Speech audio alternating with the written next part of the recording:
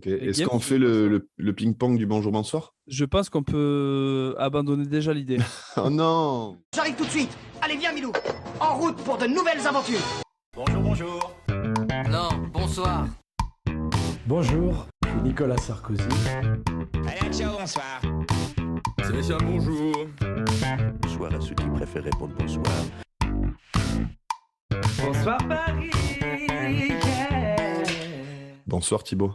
Bonsoir Diego. Bonsoir Arthur. Bonjour Guillaume, enfin bonsoir aussi. Incroyable du premier coup. C'est la première fois. Parce que il faut savoir qu'on coupe beaucoup de ces tentatives pour en laisser que la bonne, mais souvent c'est la 7 ou 8e. Et là, ne mentons pas aux auditeurs, ce sera vraiment le premier jet qui restera le meilleur. Et bonjour, bonsoir à tous pour cet épisode 2 de la saison 2 de Bonjour Bonsoir. Et aujourd'hui, je suis en compagnie de Diego Crespel qui a rejoint sa Bretagne natale. Kenavo, Diego. Merci Guillaume, effectivement, j'ai eu la chance de faire un petit Montparnasse-Rennes la semaine dernière pour rejoindre la contrée celtique, la contrée costarmoricaine pour être plus précis. Mon grand plaisir. Et celui qui n'aime pas le Celtic, c'est Thibaut. Thibaut, bonjour à toi. Forcément, cette perche, je savais qu'elle allait être tendue. Donc, écoute, bonjour, bonsoir à tous. Moi, personnellement, je n'ai pas du tout bougé, car ma vie est faite de routine et il ne se passe absolument rien, si vous voulez savoir. Vivement que je rentre. Et bonsoir Arthur. Donc Arthur, digne créateur dans la page Instagram Tintinade. Salut à toi. Yes, bonjour, bonsoir à vous trois du coup. Et le petit frère de la page ou la petite sœur qui s'appelle aussi Tweetinade, puisque tu es aussi sur Twitter. Exact, ouais, depuis un an à peu près. C'est quelle plateforme qui marche le mieux? En fait, c'est très différent, je trouve. Et Twitter, je l'ai commencé beaucoup plus tard, ça patinait longtemps. Puis à un moment, je sais plus, j'ai posté une connerie sur genre On Marche, je sais plus quoi. Elle a bien percé et je suis passé à 60 000 abonnés en un mois à peu près. Donc maintenant, c'est kiff-kiff. Donc aujourd'hui, on va discuter de la bande dessinée. Donc ça va être le thème d'aujourd'hui, la BD.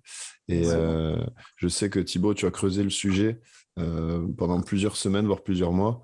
Et du coup, est-ce que tu aimes la soupe aux carottes, toi, Thibaut? Beaucoup, énormément. Contrairement à tous les autres légumes que je ne mange pas de manière solide, j'apprécie tout en soupe. Merci de te soucier de mes papilles. Surtout de tes dents. Surtout de mes dents. Donc, au niveau de la bande dessinée, Thibaut, est-ce que tu peux nous en dire plus avec cette petite introduction? C'est quoi la BD?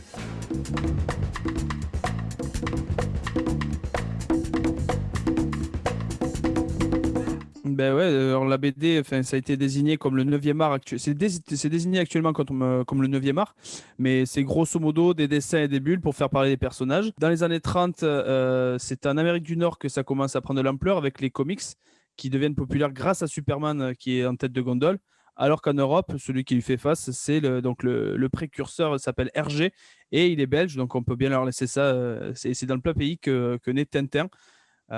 Toutefois, c'est quand même que dans les années 60 que vraiment la BD gagne du terrain, puisqu'elle est considérée jusque-là comme de la sous-littérature, et jusqu'en 1974 où il y a vraiment carrément une émulation qui se monte autour de la BD, et grâce notamment à la création du festival d'Angoulême. Et moi, ce que je voulais savoir au début, c'était quels étaient vos souvenirs, vous, personnels, avec la BD, et on va commencer par toi, Arthur. C'est marrant parce que justement, finalement, ce Tintin, là, c'est un bon pied pour entrer dedans. Dans ma famille, on lit beaucoup de BD. Du coup, j'en ai toujours eu énormément à la maison. Et les Tintins, je les avais lus petits. Et en fait, après, j'ai été complètement passé à autre chose. Enfin, pour moi, c'était un truc de gosse. Ça m'intéressait absolument pas, quoi. J'y suis revenu vraiment par le détournement. Donc, en fait, mes références BD, c'est pas du tout Tintin ou même la BD franco-belge classique, pas énormément, quoi. Depuis l'enfance, je suis plutôt sur d'autres trucs. Ah ouais, et t'as des titres à nous proposer, par exemple? Ouais, carrément. Dans ceux qui m'ont influencé le plus, je dirais Corto Maltese, en BD italienne. Pour le fond comme pour la forme, je trouve ça absolument fantastique. En français, il y a quoi? Il y a un peu tout ce que fait Loisel, tout ce que fait Trondheim, Sfar, De Cap et De Croc, que j'ai beaucoup aimé. Ouais, il y a des trucs vraiment super. Plus récemment, Black Sad aussi. Vraiment, j'ai eu un gros coup de cœur. Bon, ça c'est assez connu, mais franchement, ça a de la gueule. D'ailleurs, des dessinateurs, il me semble qu'il y en a au moins des deux qui travaillaient pour Disney. Donc on voit sur Tu vois, les animaux et tout, il y a tout un travail là-dessus. Et puis après, ouais, d'autres trucs, il y en a vraiment énormément. Garulfo aussi, que j'avais beaucoup aimé à l'époque. Et des trucs parfois plus absurdes, genre le génie des alpages, des trucs comme ça aussi. Ouais, le génie des alpages, j'ai ressorti. On avait fait un petit question-réponse sur notre compte Instagram et le génie des alpages était venu plusieurs fois Ah ouais, excellent. dans le top des BD de nos abonnés, de nos peu d'abonnés. Bah, vous avez des fans de Fumur, alors tant mieux. Et voilà. Et Corto Maltese, en tout cas, incroyable choix. Moi, j'approuve beaucoup pour ça. Et de votre côté, les gars, qu'est-ce que ça représente quoi la BD pour vous? Moi, c'est vrai, jeune, c'est vrai que j'ai lu beaucoup Gaston Lagaffe. J'ai lu beaucoup aussi Astérix, j'étais pas mal fan, puisque le village Astérix, c'est exactement, quand vous voyez le petit pion là, c'est exactement là où j'habite. Énorme. Et après, j'aime bien aussi je sais pas si c'est forcément la BD, mais j'aime beaucoup les caricatures, l'art du dessin de manière générale, donc que ce soit même Volinsky ou Gottlieb, j'ai toujours bien aimé. Donc Gottlieb, il a fait plus des BD un peu plus en mode histoire, mais même Volinsky, j'ai toujours aimé un peu les dessins comme ça, la manière d'expliquer, et j'aime bien aussi le fait de se réinterpréter un petit peu des BD existantes et en mettant des messages rigolos ou politiques dedans. Moi, je trouve que c'est vraiment malin. Et autrement, il y avait évidemment Corto Maltese. Et j'avais bien aimé Largo Winch en BD aussi. Par contre, je suis incapable de dire les noms d'auteurs. Et autrement, L'Épervier aussi, je sais pas si vous connaissez. Ouais, c'est excellent. Voilà, ça parle de quoi? Je dirais que c'est plus réaliste sur les dessins que Corto Maltese. C'est même dans les histoires, il n'y a pas forcément ça reste c'est un marin, mais qui a un peu un côté aventurier, et ça se passe, je dirais, j'avais du mal à situer en termes d'époque. Je crois que c'est 17e. 17e, ouais, c'est l'époque il y a un numéro sur la traite des esclaves. Ça se passe, à ce moment-là. Et du coup, on le voit un peu évoluer sur différents continents. Puis il y a des histoires, c'est un solitaire un peu, voilà, qui se confronte à certaines aventures. Après, c'est quand même une BD, tu lis pas ça quand t'as 10 ans, là. Je pense qu'il faut... Apparemment, c'est 18e siècle. Et l'auteur, c'est Patrice Pellerin, pour ceux que ça intéresse. Ok. Voilà. À pas confondre d'ailleurs avec Les 7 vies de l'Épervier, qui est aussi une excellente BD qui se passe au 16e Paris. C'est de la BD historique, qui est super aussi. Par contre, vraiment pas affilié à des... Enfin, ça dépend comment on les considère, mais pas forcément affilié à tous les gamins, quoi. C'est assez vénère pour le coup. Si on veut parler gamins, mieux vaut leur montrer L'Épervier sortait, le jeu. Exactement. Aussi, voilà, que je suis sûr que vous avez tous eu dans la tête quand on a parlé d'Épervier. C'est le truc qui m'est venu en premier. Le jeu de toutes les cours de récréation. Moi, concernant, puisque on en est là, moi, la BD, c'est vraiment le truc avec lequel j'ai commencé à lire, en fait. Je sais que j'ai appris à lire grâce à mon grand frère, tu vois, j'allais lire avec lui. Et après, dès que j'ai su lire mes premiers bouquins, tu vois, je faisais pas les...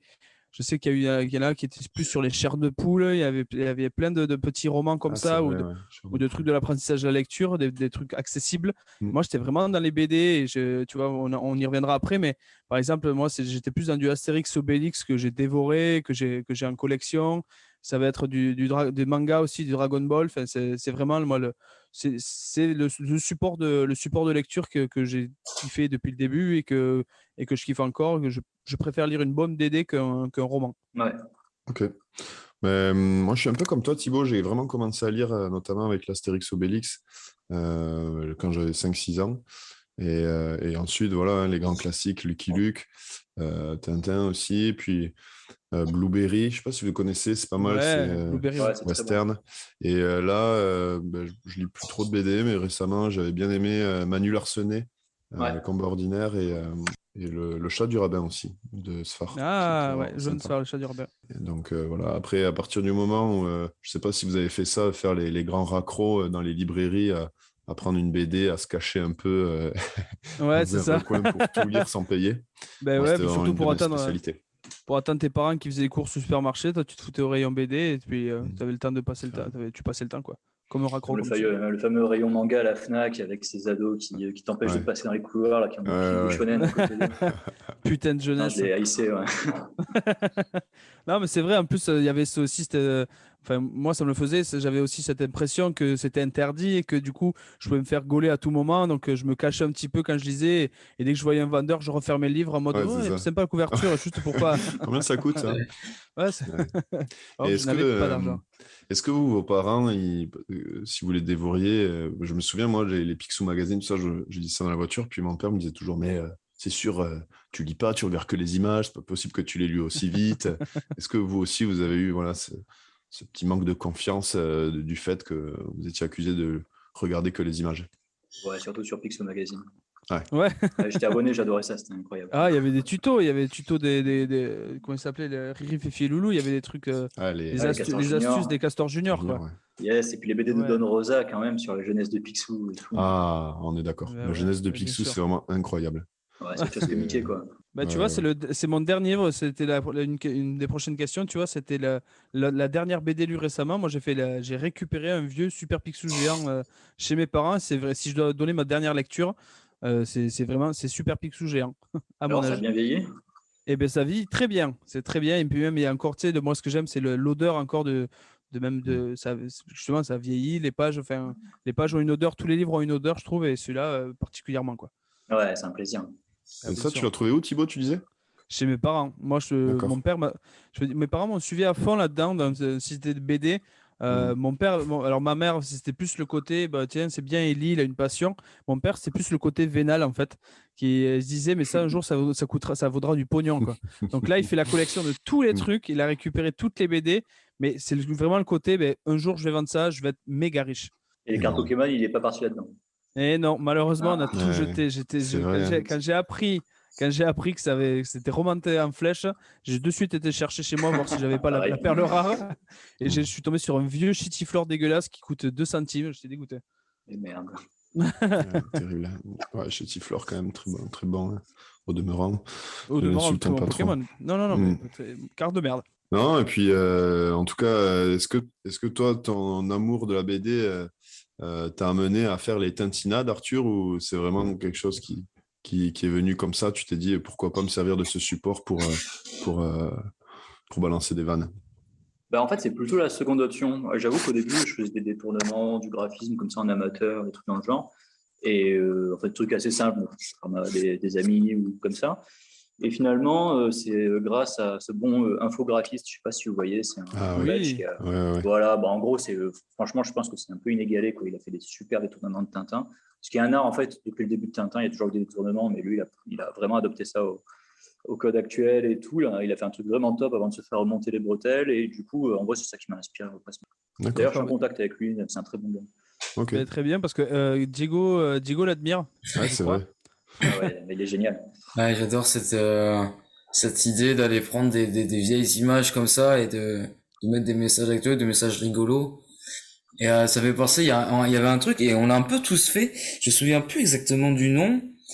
Il y a eu une époque, je sais plus si c'était au lycée, où tu pouvais créer des petits personnages et tu pouvais leur faire dire des trucs là.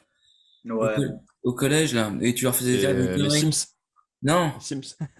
Non, c'était sur Facebook, tu pouvais créer des images où tel et tel personnage était présent au même endroit et tu racontais une saucisse et la personne, vous voyez pas de quoi je parle? Ouais, si. Club Penguin. Abo. Ah oui.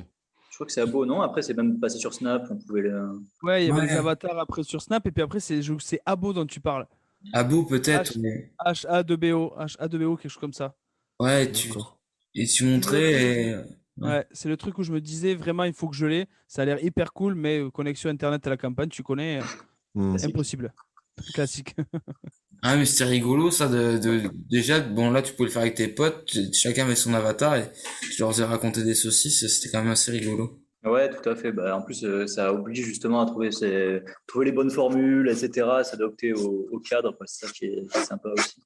Mais souvent, et d'ailleurs c'est une question, est-ce que t'as l'idée avant de voir l'image ou t'as l'image et puis là l'idée vient, ou alors c'est les deux dynamiques fonctionnent un peu c'est quand tu ouvres une BD de Tintin, tu te dis là je pourrais faire quelque chose avec ça, ou alors tu te dis là j'ai une idée, c'est sûr qu'il y a un truc de Tintin qui colle avec ça. Ouais, bah, c'est très intéressant ça. Honnêtement, au début, c'était plutôt justement, j'ouvrais des BD un peu au hasard. Enfin, je regardais des planches scanner ou des trucs comme ça.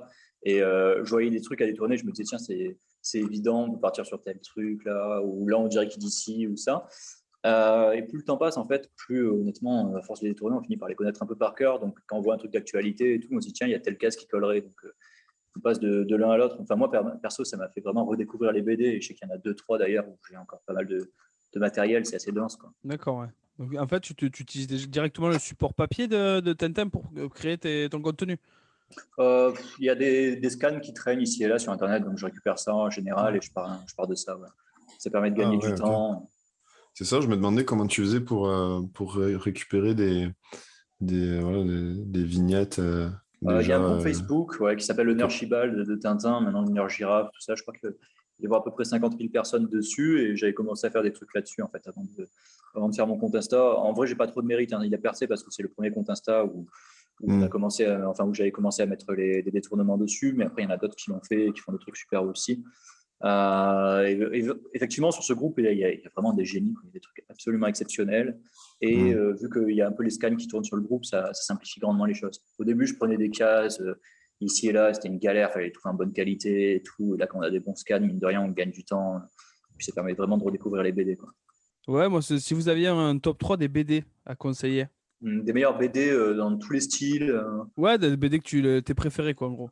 Ouais, franchement, bon, je vais revenir à des trucs que j'ai dit, mais je pense que 2 KP de Croc pour le fond et la forme, les Corto Maltese, et allez, il faut que j'en trouve un troisième aussi bien. Je laisse une place ouverte pour le troisième, faut que je trouve quelque chose de vraiment top. Inséré Ouais, ça va, je vais en trouver un. Ça marche. Et vous, c'est quoi alors?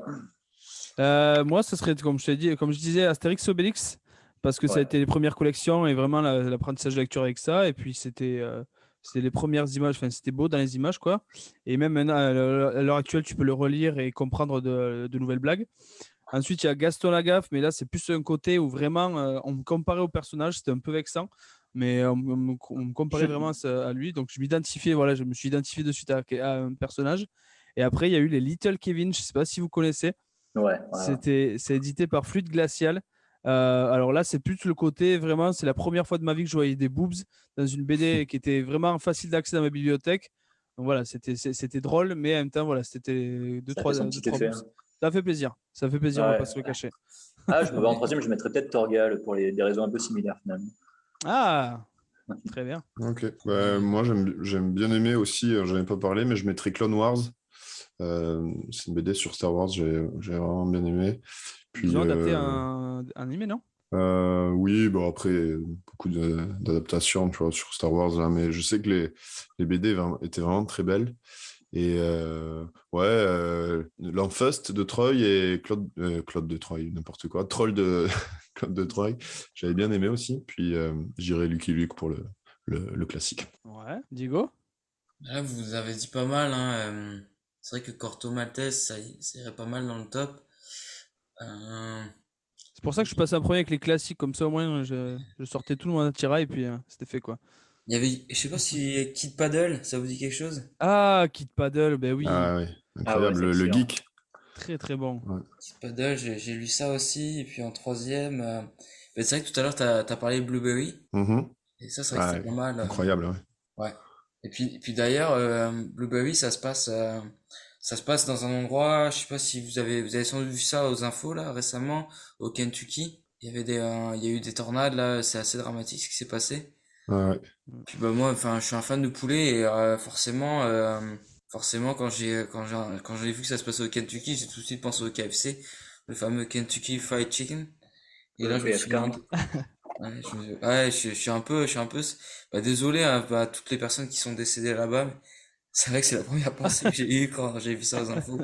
Je me suis dit, putain, j'espère qu'il reste du poulet. Mais Pense aux victimes, entre parenthèses.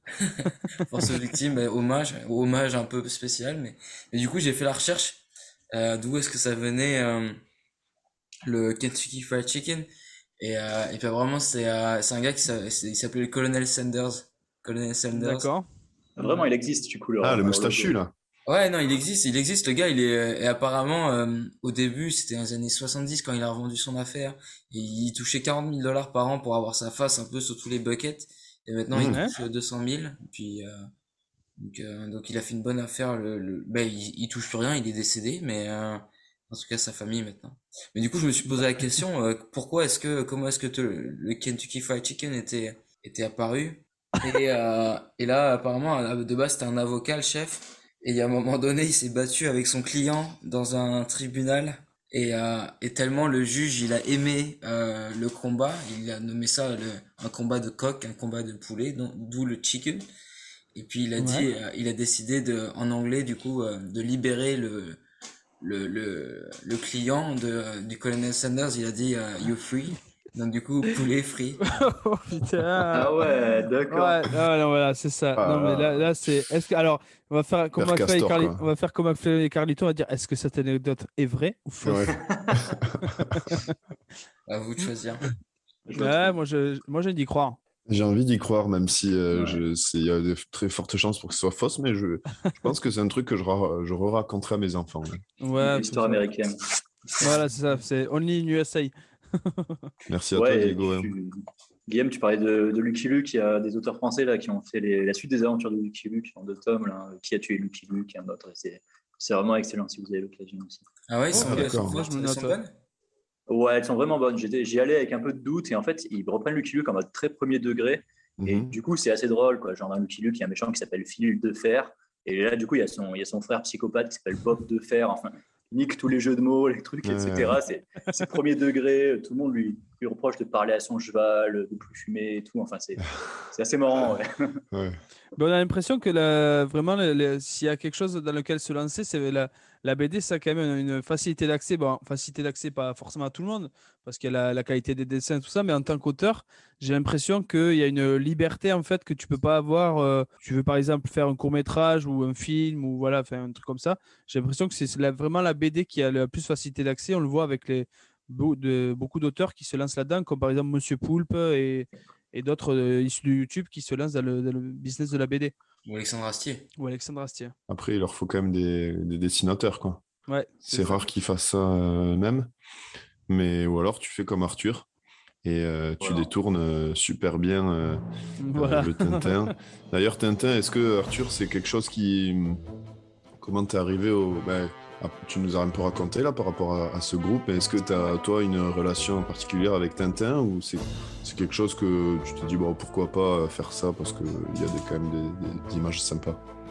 Ouais, en fait, j'y pensais plus trop, mais un petit peu quand même quand j'étais minot chez mes grands-parents, c'est tout le temps les BD que je lisais en attendant. Quand je me souviens de ce salon un peu vieillot là où je lisais l'intégrale de Tintin, quoi. Donc forcément, je pense que ça m'a marqué, quoi, enfant. Et puis le dessin animé aussi, avec son générique. Là. Ah, Faut pas le faire, mercredi. c'est mal, On l'a tous dans la tête. Hein. exactement, ouais, voilà. Ça, je les ai tous vus quand Le j'étais gosse. mercredi. Mais Avec avec mes parents, quoi, ça m'a marqué. cet épisode, hein, des 7 boules de cristal qui est vraiment horriblement flippant. Voilà, traumatisé par Askar Kapak, toute une génération. Ouais. C'est des dessins animés très réussis. Hein. Les souvenirs de mon- C'est quoi la théorie selon laquelle Tintin serait raciste? Ouais, c'est intéressant parce qu'en vrai, on le voit vraiment évoluer dans les épisodes. Bon, sur la fin, c'est plus. Enfin, Hergé, il a gagné un peu en. On va dire, je sais pas, il a évolué, il est sur des trucs différents, il suit vraiment sa période. Et Hergé, c'est une sorte d'éponge, en fait, par rapport à tout ce qui se passe autour de lui, quoi. Il n'a pas des idées extrêmement définies et tout. On a essayé de lui coller plein d'étiquettes, mais en fait, il est vraiment dans son temps. Donc, il fait un premier album sur le Congo où il n'est jamais allé et tout, un peu de commande. Après, il se fait un pote chinois dans la vraie vie, donc il fait un album sur la Chine en mode parti pris pour le peuple chinois, victime des Japonais, avec tout un truc sur les clichés qu'on peut avoir sur les Chinois et la vérité, avec Chang qui fait l'amour à la Tintin. Enfin, vraiment, il déroule en fonction des gens qu'il rencontre dans la vraie vie, des influences qu'il a, tout ça. Je pense que c'est quelqu'un, en bien comme en mal, d'assez influençable, en fait. Avec un certain regard naïf. J'ai écouté un truc aujourd'hui en plus sur ça pour préparer un peu l'épisode et j'ai entendu que c'était un abbé anticommuniste qui l'envoyait un peu à droite à gauche pour répandre un peu la bonne parole, on va dire. Et, par exemple, c'était un abbé belge anti-soviète et c'est comme ça que, par exemple, est né l'album Tintin chez les soviets. Et du coup, en fait, il fallait qu'il aille caricaturer ailleurs et en fait, il est envoyé au Congo parce que le Congo, c'était une colonie belge à l'époque, et du coup, il est revenu avec un peu les clichés du Congo, et c'était que des trucs comme ça, en fait. Tout à fait, voilà. Du coup, pendant la période Seconde Guerre mondiale, il y a des trucs genre sur l'étoile mystérieuse aussi, où il y a un propos qui est typique de son époque, quoi. Dans les premiers albums, c'est assez marqué, puis après, on est sur des trucs plus tranquilles. Mais même, par exemple, dans le sceptre d'Autocar, excusez-moi, c'est pareil, quoi. Il y a Tintin qui défend une monarchie visée par le complot politique. Alors, on ne sait pas exactement si c'est communiste ou fasciste. En tout cas, il y a le voisin bordure qui est une sorte de mélange de différents régimes comme ça, qui se tient prêt à intervenir. Et voilà, en fait, c'est marrant parce que c'est pas raccord l'univers. Dans Tintin au pays soviétique, il y a l'Union soviétique, c'est clair, etc.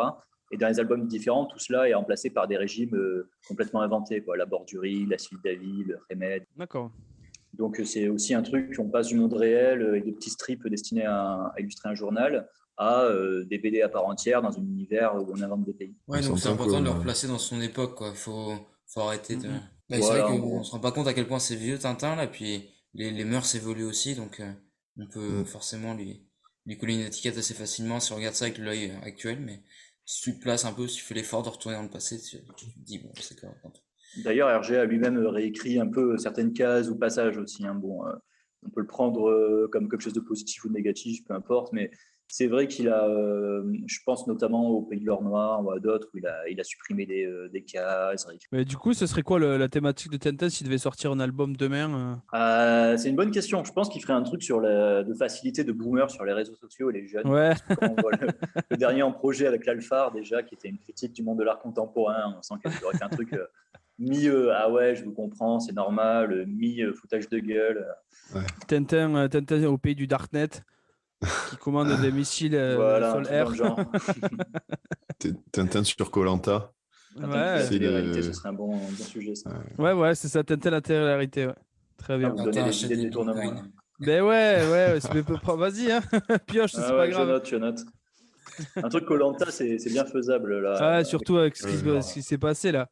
Ce qui s'est passé, que je regarde un petit peu, là. Il paraît que la dernière émission était terrible. Moi, je sais pas. Il n'y a pas eu de vainqueur. Mais j'ai suivi sur Twitter parce que c'est comme ça que je vois les trucs tout le monde fait un truc sur Koh-Lanta en ce moment. Et c'est vrai que apparemment les mecs ils se mettaient des grands steaks frites alors qu'ils étaient. Des grands buffets, ouais. Ouais, c'est ça. Donc là, tu as un détournement à faire, ouais. Ok, vas-y, je note. Si vous étiez un personnage dans Tintin, qui vous serait Qui vous seriez d'ailleurs qui vous serait n'importe quoi. Alors moi, c'est vite vu, franchement, ad hoc, sans réfléchir trop comme ça. 1 milliard de mille sabords. Genre, il aime bien picoler, il est colérique et puis il aime bien traîner avec ses potes. Moi, ça me va tout à fait. Pareil, je crois que je me reconnais là-dedans aussi. C'est le bon vivant quand même. Ouais, c'est ça. C'est difficile de choisir quelqu'un d'autre. Ça serait Chicandier en fait. Ouais, un peu, voilà. Le métal. C'est ça. C'est vrai qu'il adore la gnôle. Ouais. On est tous des ad hoc. Mais Milou aussi, apparemment. Milou, c'est le whisky aussi. Ouais. Milou, c'est un sacré alcoolo. La picole.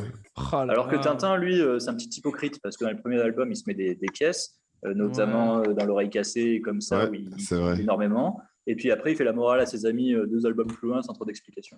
Ouais, c'est comme les mecs qui ont arrêté de fumer et qui font la morale après, quoi. Voilà, c'est les pires. N'importe quoi. N'importe quoi. Alors que le gars tapait de l'opium 2 cases avant. Ah ouais. C'est la transition. Ouais. Non, mais. Son pote Raskar Papak. Mais non, c'est pas du tout son pote, Diego, c'est l'ennemi. C'est un méchant. Non, mais il a un pote à un moment donné. Ah oui, avec le grand menton. Hein. Ouais, comment il revient dans plusieurs épisodes, son pote, là. Ah oui, Alcazar. Ah, Général Alcazar, ouais. C'est vrai. Ouais, je suis pas lui, mais lui, je l'aimais bien. Ouais, il était stylé aussi. Ouais. Puis il y a le côté personnage récurrent qui est pas mal, où on le voit comme une sorte de général d'opérette dans l'oreille cassée, puis on le revoit en mode moitié chômage à faire du stand-up quelques séances après, là, c'est pas mal ça. Du club. Comme tu dis, c'était sympa de revoir des persos comme Castafiore aussi qu'on revoyait sur certains épisodes, plus bouquins, mais de faire une espèce de fil rouge comme ça entre tous les personnages, c'était vraiment sympa. Ouais, complètement. D'ailleurs, pour la petite histoire, là encore, je crois que c'est dans... Je ne suis pas certain, mais il me semble que c'est dans Tintin au Congo ou en Amérique que dans les dernières éditions, ils ont rajouté les Dupont sur un quai de la gare. voilà, pour tirer un peu le fil. Alors, ils apparaissent un peu tardivement normalement. Ah, eux sont bien. Même Haddock, Ils sont je crois qu'il apparaît au 7e épisode, un truc dans le genre. Ouais, il apparaît tard, oui, apparemment. Et Arthur, tu parlais tout à l'heure d'un gros compte. Tu as un compte quand même à 60 000 abonnés, que ce soit sur Twitter ou sur Instagram. Et la question est un peu bateau, mais c'est qui ta plus grosse célébrité dans tes abonnés?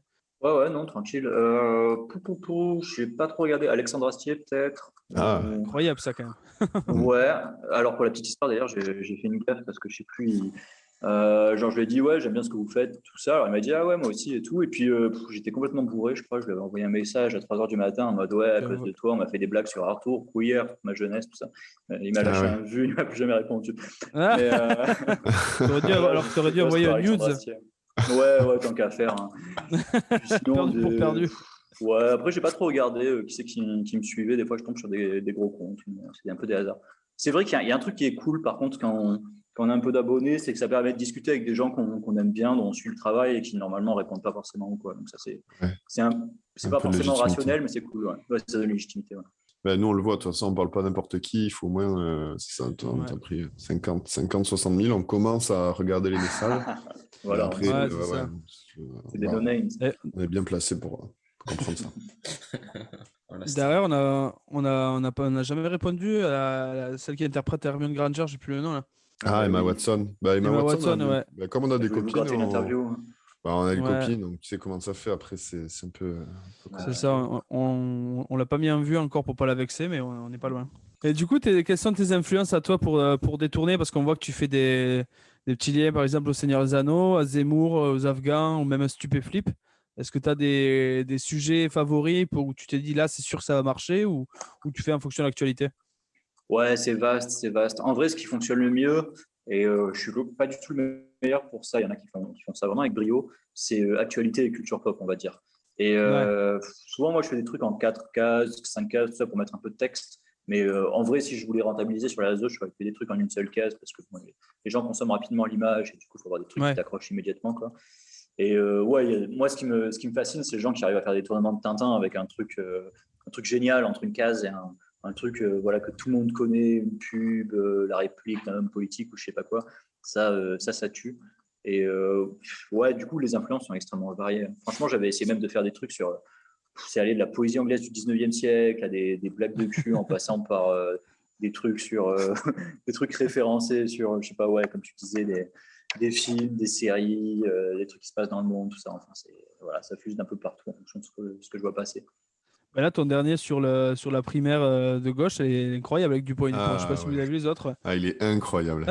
Il m'a vraiment fait rire. Merci. Il n'est pas aussi bon que celui qu'il a posté là sur la boucherie sans eau qui reçoit l'appel de Montebourg. Mais bon, en vrai, pour l'histoire derrière celui-là, là, c'est. Amitié. Ouais. C'était un autre là, quelqu'un qui fait qui a un compte aussi de même, j'ai plus en tête, mais ça va me revenir, et qui demandait dans une conversation de groupe si on avait une idée de jazz et de même, enfin de blagues sur la primaire, et du coup je lui ai dit tiens, on pourrait utiliser tel et tel gaz, puis après je me suis dit tiens, je vais le faire moi-même, je vais voler l'idée tant qu'à faire, et voilà, ça part. En fait, vous avez même des groupes de mèmes de Tintin et vous inspirez en fait les uns les autres. Ouais, moi je la joue pas très collectif, j'avoue que je suis un peu des trucs dans mon coin, mais j'ai été rajouté sur des conversations de groupe, tout ça, donc après c'est toujours agréable d'échanger avec des gens qui font des trucs dans le même genre. Ok, ça marche.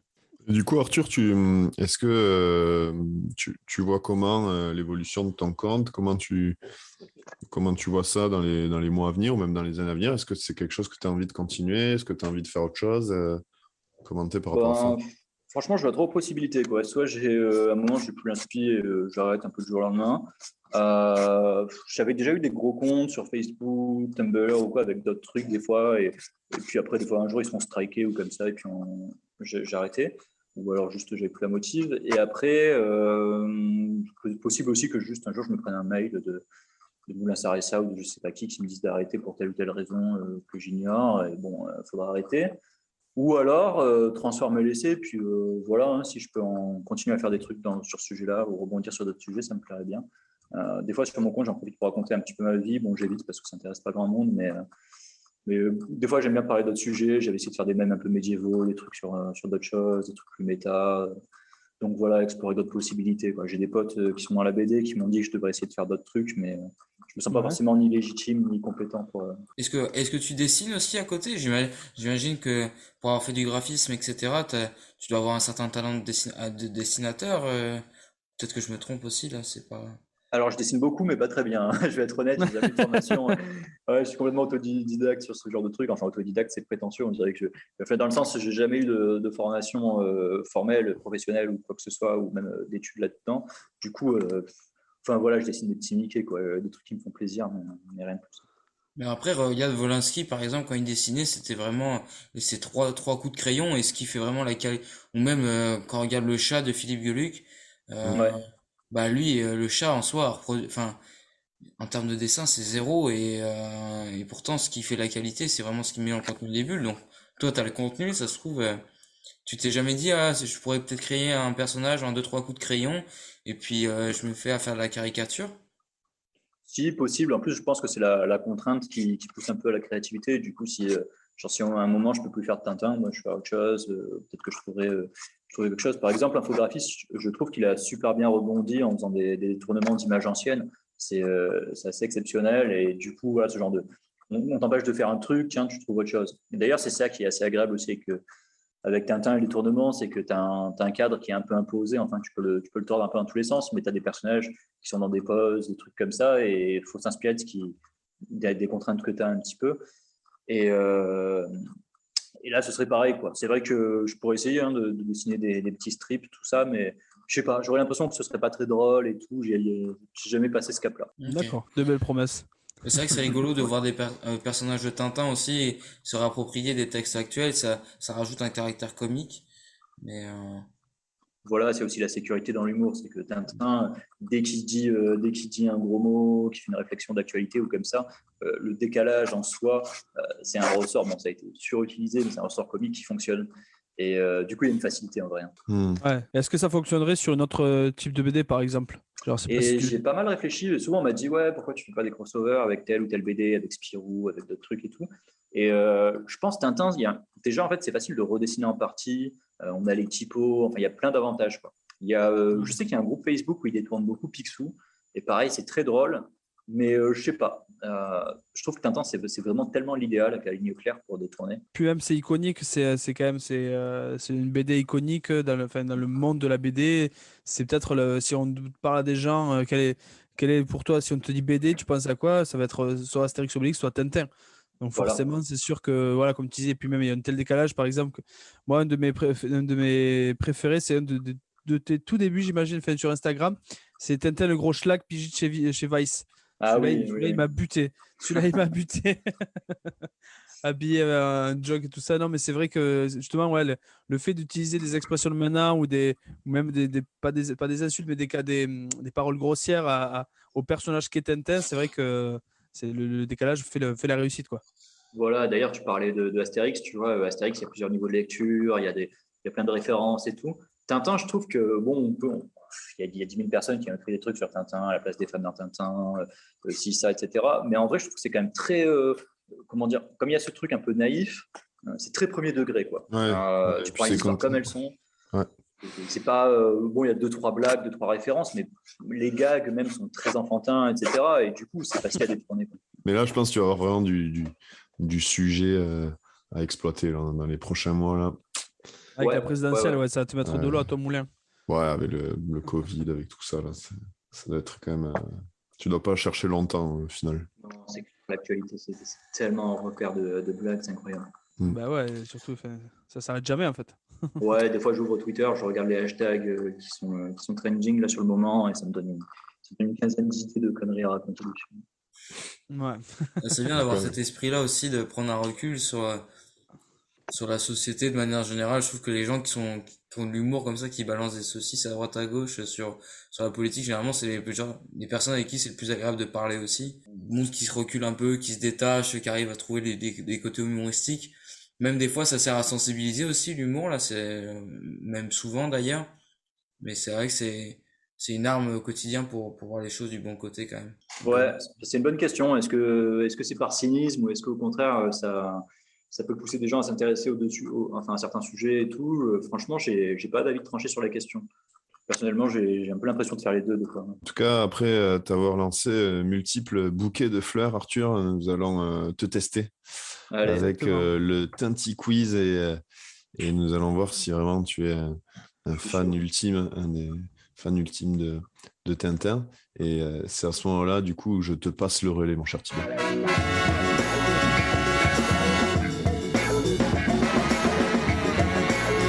Ouais, mais écoute, j'ai préparé un petit quiz sur Tintin en 5 questions. Je savais pas ton niveau, je me suis dit, bon, je me dis que je savais que tu serais calé, mais je pense que là, les questions sont pas assez difficiles, c'est dommage. Mais on va voir quand même si tu t'en sors. Mais je pense que je te pronostique quand même un 5 sur 5. Hein.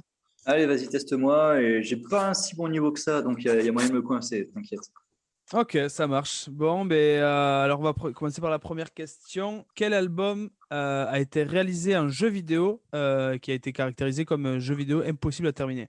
Ah, facile, Tintin au Tibet. Ouais, voilà, Tintin au Tibet. On se souvient du grenier, joueur du grenier. Joueur du grenier excellent, cette vidéo. C'est son première, je crois. Hein. C'est celle qu'il a fait connaître, je crois. Yes. C'est celle qu'il a fait connaître. Il est totalement en souffrance dedans. Et puis, il a essayé de le refaire. Il s'est complètement chié. Il a fait 30% du jeu. Il n'a pas réussi à aller plus loin. Putain, exact. C'était un jeu qui était sur la NES à l'époque. Bien vu, ouais. Ah, tu vois, déjà, celui-là était facile. Allez, ça commence bien. Ensuite, quel était le vrai blaze de Hergé, l'auteur de la BD? Quelque chose, Rémi, mince, je l'ai en tête en plus. Rémi, c'est bon. Je peux t'aider. Rémi, c'est bon. Allez, c'est déjà ça. Rémi. C'est un double prénom. Je sais même pas. Georges Rémi, voilà. Georges Rémi, bien vu. Allez, ça m'est revenu. Promis, j'ai pas regardé un écran ou quoi que ce soit. Hein. Vous inquiétez pas. On te fait confiance. Et voilà, il a choisi de reprendre ses initiales et les inversant. Donc Georges Rémi, GR, si on inverse, ça fait RG. Et puis après, c'est devenu RG, HERG. C'est ça. Voilà, pour la petite histoire, pour s'instruire un petit peu. Et Milou, ça vient du prénom, enfin du surnom de son ancienne petite amie, apparemment. Ouais, c'est assez flatteur, j'ai l'impression. Ah ouais, il ne veut pas être bien avec elle. Si vous deviez comparer. Ouais, Thibaut, je voulais juste souligner et faire un petit coucou au RG, la fameuse boîte à Tarbes. Ouais, exactement. Où tu as galoché des centaines et des centaines de convives. Waouh, je suis pas sûr que. Bon, ok, ça marche. Je note. Moi, je note. Comment on peut différencier Dupont et Dupont? Déjà par la moustache. Ouais, putain, j'avais. Ouais. Moustache chantée, moustache chantée. Ah ouais. Ouais, moi j'aurais plutôt dit par rapport à leur nom, mais oui. Oui, par physiquement. Et anecdote d'ailleurs, mais parfois RG, dans les premiers albums, parfois il se plante. Il y a un Dupont qui appelle l'autre, et en fait c'est pas la bonne moustache. Voilà. Ok. Ah d'ailleurs pour la petite, ça me vient maintenant, mais dans Astérix Obélix chez les Belges, il y a un caméto de Dupont et Dupont qui viennent à un moment. Yes. C'est ma prochaine question. C'est vrai. Oh non, mais tu sais que j'ai tellement joué le jeu parce que je voulais pas regarder tes questions. Ma prochaine question, c'était quel personnage a fait une apparition dans une autre BD? Donc, s'il s'agit bien d'Astérix Obélix. Alors, on va pour voir si tu valides dans quel album d'Astérix Obélix ils apparaissent. Ouais, c'est pas chez les Helvètes. Comment il s'appelle celui en Belgique? Je crois chez les Belges, simplement. Chez les Belges. Chez les Belges. Il l'avait dit avant Guillaume. Voilà. Désolé. Le point est pour Guillaume, il n'est pas pour moi. Désolé, mon Thibaut. Pas de problème. Et la dernière question, du coup, facile, je pense que j'aurais dû peut-être élever la barre un peu plus haute. Allez, Capitaine Haddock aurait balancé pas moins de 220 jurons dans les albums de Tintin. Est-ce que tu peux m'en citer 5? Ouais, Zouave, Anthropophage, Cercopithèque, que je suis allé chercher, c'est un type de singe. Alors, je l'avais pas, mais je l'ai vu. Je l'avais pas noté, mais je l'ai vu. Allez, Anacolute et Petit Ornithorynque, qui est ma préférée. Qui dit à Abdallah en lui mettant une fessée. C'est très bon. Très bon. Marin d'eau douce, moi. Marin d'eau douce, également. Diego, t'en avais toi? Il y a le moule à gaufre aussi. Qu'on retrouve d'ailleurs dans la série, comment elle s'appelle, Le Bureau des légendes. Ah oui, c'est ça. Et justement, les personnages ont tous des insultes du capitaine Haddock. Il y a Tonnerre de Brest, moule à gaufre. Alors, c'est pas des insultes, c'est des jurons, justement. C'est ça qui est marrant dans les Tintins, c'est qu'ils n'ont pas été au-delà de l'insulte. C'est-à-dire que c'est un personnage grossier, mais qui va pas plus loin que le juron. C'est un mot, voilà. Il sacre. C'est ça. Il y a Rocambole aussi dans le Bureau des légendes. Rocambole, ouais. Et Malotru, évidemment. Moi, je peux vous citer 1000 sabords. Bon, je l'ai sous mes yeux, c'est pour ça que c'est facile de le citer. Il y a 1000 sabords, Anthropopithèque, Troglodyte, Tonnerre de Brest, Moule à Gaufre, Sacajou, Rocambole, Bachibouzouk, Crétin des Alpes, Nyctalope, Zouave, Marraine d'eau douce, Ornithorynque ou Iconoclaste. Allez, joli. Ouais, c'est pas mal. Hein. Sympa. Ouais, C'est un travail de forme. Noël, ouais, il y a la petite somme là en BD des insultes du Capitaine Haddock qui est top à offrir à quelqu'un que vous aimez bien. Ah, c'est une très bonne idée, ouais. Et Ouais. j'ai vu qu'il y avait, du coup, je me suis renseigné. Il y avait Casterman qui avait fait le maison d'édition pour fêter les 80 ans de Capitaine Haddock. Ils ont fait justement des stories sur les jurons du Capitaine Haddock et c'était pendant un mois, je crois, c'était un jour et un juron. Excellent. C'était voilà, c'était pour les plus culturés. En tout cas, merci Thibaut. Ouais, j'ai dit ça. Il est 22h41. Alors, Il est 22h41. J'ai dit culturé. C'est valide. Alors Arthur, pour toujours aiguiser un peu ta vivacité culturelle, là je te propose, parce que c'est vrai que dans les bandes dessinées, il y a toujours évidemment les héros et puis il y a les méchants. C'est vraiment des personnes qui viennent un peu mettre les bâtons dans les roues ou les gravillons dans les sandales des protagonistes préférés. Donc là, ça va être très rapide, un peu à l'instar d'une boule de feu que je te passerai. Il va falloir que tu me dises un méchant par BD ou personnage que je vais te dire, ok? Allez. Donc, il y a plusieurs bonnes réponses, mais ça va aller très vite. Il n'y a que On va voir Arthur si qui je connais les participe. BD. Il y a Arthur qui participe, mais si Arthur ne connaît pas, vous pourrez participer, messieurs. Et au montage, je couperai ça hyper vite pour que ça fasse vraiment comme si c'était hyper vite. Oh, Super. ok. Voilà. Donc, bon, je l'ai appelé boule de feu, comme à peu près tous mes quiz, mais On est toujours dans Alors le faut-il nom, que je connaisse la BD du coup. t'es prêt? Allez, go. Top chronos. Picsou. Mystique. Tintin. Raskar Kapak peut compter. Sinon, on va dire Astapopoulos. Yakari. Yakari, comment il s'appelle? Le glouton. Oh là là. Alors, pause. Le glouton. Ouais, il y a un album où tu as un glouton, là, le gros animal qui est l'antagoniste. Un peu. Je crois que c'est Yakari chez les castors. Mais je suis pas certain. Ah, c'est pas le carcajou? Si, t'as Ah. raison. C'est peut-être Ah. Je crois que c'est le nom Parce que québécois d'ailleurs. Le glouton, c'est Diego. Hein. C'est un peu son surnom en Petite Italie. Dans... Petite Italie. Par les voilà, commerçants du coin. Les commerçants. Mais alors, c'est sournois, mais je me demande si Carcajou, c'est pas le nom en keb du glouton. Mais faudrait voir. Ouais, reprise. Astérix Obélix. Il y a qui? Il y a, comment il s'appelle? Celui qui sème la zizanie. Jules César, en fait, tout simplement. Jules César, finalement. Il marche. Il marche, oui. Ça Il y avait compte, aussi bien sûr. le devin que j'avais noté, mais César, Le évidemment. devin, ouais. Lucky Luke. Lucky Luke, les Dalton, Schtroumpf. Azrael. Koh-Lanta 2021. Aïe, le présentateur. Denis Denis Brognard. Brognard, non? Allez. Le Oui, ça steak compte. frites du Buffalo Grill. Ouais, il compte. La petite maison dans la prairie. J'aurais tendance à dire l'environnement, c'est le seul vrai ennemi. La pente descendante. La pente Ouais, voilà. descendante de la prairie Oui, qui est j'aurais- le dénivelé. J'aurais dit Nelly Olson, qui est la petite garce, fille de Olson, le gars qui tient la boutique, qui est Elle est bien vraiment insupportable. pas sympa du tout. Du coup, je sais pas si tu connais, mais en Ligue 1, En Ligue 1, ouh là là. Il y en a beaucoup. ouais, On va dire qui? Un club que j'aime pas. J'ai envie de froisser personne. Allez, Nice, quand même. Allez, Nice. personnellement, c'était Jean-Michel Aulas, mais bon, Ah oui, Nice, putain, c'est ouais. acceptable. Voilà, ça compte bien aussi. ouais, Nice, bon. Mais moi qui suis pour l'OM, je vais pas te contredire. Ah, ça Alors, va. Nice. Vas-y, En je top vais te dire 14. Payet. Top 14, du coup, si tu vas un peu plus galérer, peut-être. Pau. Ça fera plaisir aux Complètement au Palois. hasard. Toi, Thibaut, si t'en avais un méchant. Fallait pas dire Toulouse. Non, Castres Olympique ou le Stade Français. Castres Olympique parce que pire supporter. C'est vraiment aucun humour, aucun second degré. Mauvais esprit. Voilà. Exactement. Et dernière, alors là, attention, mais quel est le méchant dans les choristes? Alors, les choristes, waouh, la Wehrmacht. Techniquement, Techniquement, oui. Alors, Oui, je le sais pas peintre si c'était à autrichien cette là, époque-là, avec la mais, moustache. Non, je sais plus comment il s'appelle. celui le qui est Cadmerade. Ah non, celui qui est joué par François Berléand. Non, je pense à Hitler, mais ouais, ça. Ah, ok. ça- Ouais. Ok. Mais non, tu aurais pu j'étais en dire train de me le dire- feu. Le feu Ah oui. qui crame un moment le local. Comment ça Voilà, en s'appelle, tout cas, le- ouais, t'as bien répondu à pas mal de ces questions pour un Ouais, total moi- de 83%, d'après mes statistiques. Moi, Allez, merci, vous êtes généreux. La culture Yakari m'a impressionné. Ah, Yakari, en vrai, j'en ai pas parlé, mais j'aimais beaucoup. Ouais, avec son fidèle petit tonnerre. Avec Petit Tonnerre, encore un cheval qui parle. Ça commence à faire beaucoup. Ça commence à faire C'est beaucoup. Avec Jolly Mais- Jumper. Ouais. C'est vrai. D'ailleurs, Milou, on ne sait pas s'il parle ou pas, en fait. Parce que dans les premiers épisodes, c'est pas très clair et après, on a l'impression qu'il monologue. Ouais, Ils pensent en fait, non? Ils le font penser à. Ouais. Ouais, mais dans les premiers, il y a un moment où Tintin lui, enfin, il y a des moments où Tintin lui s'adresse directement à lui. On a l'impression qu'il y a des échanges, mais il y a toujours un flou. D'accord. Alors que Uderzo et Goscinny, beaucoup plus raccord à la réalité, n'ont pas fait parler Idéfix. Ouais, effectivement. Mais on fait parler le chien de Cléopâtre. Le lion. Ah de oui, c'est Cléopâtre. vrai. Ouais, bien vu. C'est vrai. Le plus C'est le roi chanté. des animaux. Mm. Oui. Dans cette scène iconique.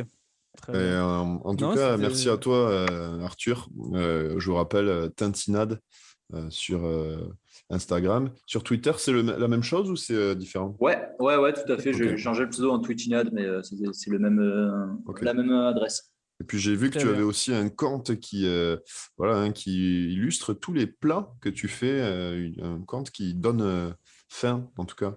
Ouais, Et et je triche c'est comme un très, petit très bâtard parce que je prends en photo les plats de mes amis et de ma famille aussi. Hein, mais voilà, Ouais. c'est Comme mon ça, côté pour Instagrammeur foodies chiant. Ouais, mais si on se fait des petits plats, on pourrait te les envoyer si tu veux pour alimenter. Exactement. Ouais, n'hésitez pas. C'était au plaisir. Histoire de participer un peu à ce Exactement. compte.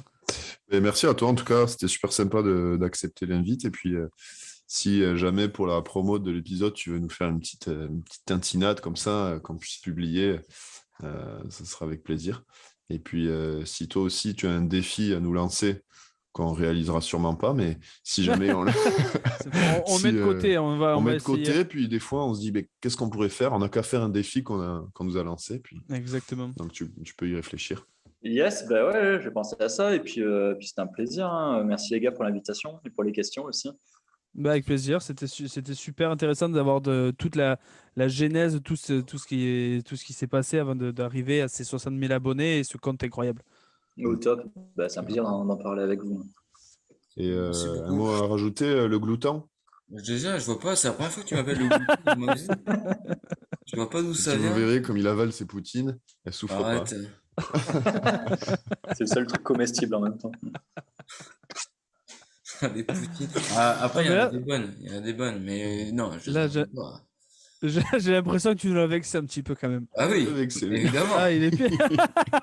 Mon Diego, tu me Ah. manques, tu sais. Non, en tout J'avais cas, pas- merci Ouais. à toi. Et puis, on se donne des nouvelles. Et puis, évidemment, tu rentres maintenant dans la grande famille du Bonjour, Bonsoir. Yes, bah, ça fait plaisir. Et puis si je fais cette tintinade là sur Koh-Lanta, je penserai à vous. Là, je vous mettrai un petit mot. Ça roule. Parfait, Ah, super. Merci à toi. Super. Allez, bah, à bientôt. Allez, Allez, la bonsoir. bise, Bonjour, bonsoir. bonsoir. Bonsoir à Et vous. bonne Bonsoir continuation, surtout. les gars. Bye, Arthur. Bye. Ah, bisous. Salut. Ciao. Bonsoir. Ciao, ciao. Ciao. Mon Diego, t'es Ah. vexé. C'est chiant. Je le voyais grommeler un peu. Ça commence par bonjour ou soir. Bonjour, bonjour. Non, bonsoir. Bonjour, je suis Nicolas Sarkozy. Allez, ciao, bonsoir. Sébastien, bonjour. Bonsoir à ceux qui préfèrent répondre bonsoir. Bonsoir, Paris.